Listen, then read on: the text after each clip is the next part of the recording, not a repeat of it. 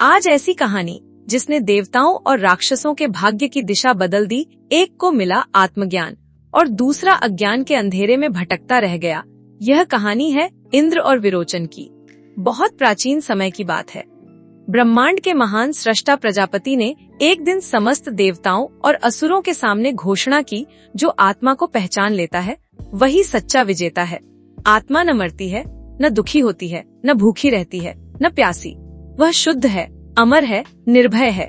जो उसे जान ले वह सब लोगों को जीत लेता है। यह सुनकर देवताओं के राजा इंद्र और असुरों के सरदार विरोचन दोनों के मन में हलचल मच गई। विरोचन असुरों का राजकुमार था, बलशाली, तेजस्वी और बहुत आत्मविश्वासी।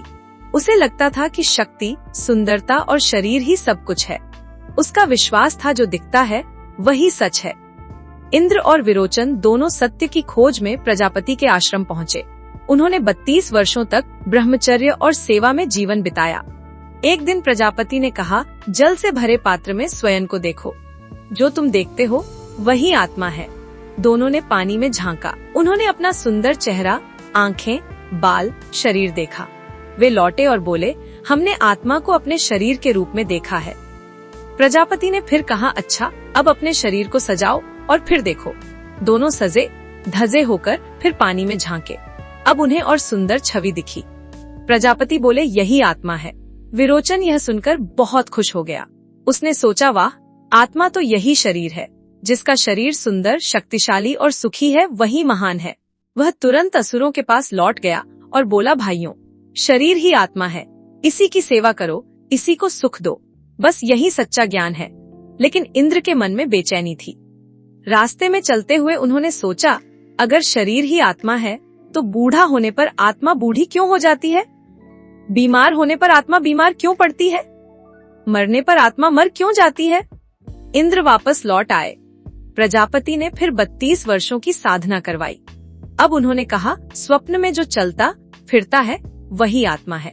इंद्र फिर चले, लेकिन फिर संदेह आया। स्वप्न में तो डर लगता है, रोते हैं, पीड़ा होती है।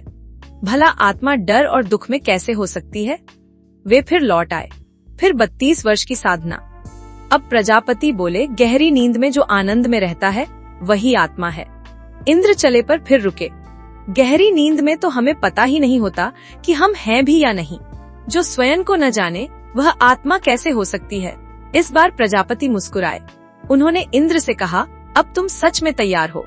प्रजापति बोले, इंद्र, यह शरीर नश्वर है, लेकिन इसके भीतर रहने वाली आत्मा अमर है। आत्मा न शरीर है, न सपना है, न नींद है।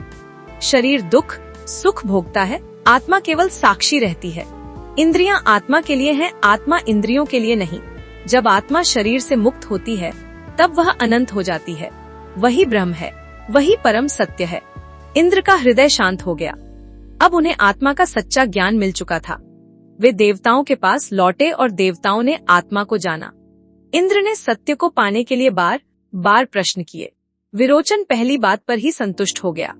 देवता आत्मज्ञान की ओर बढ़े और असुर केवल शरीर के सुख में फंसे रह गए।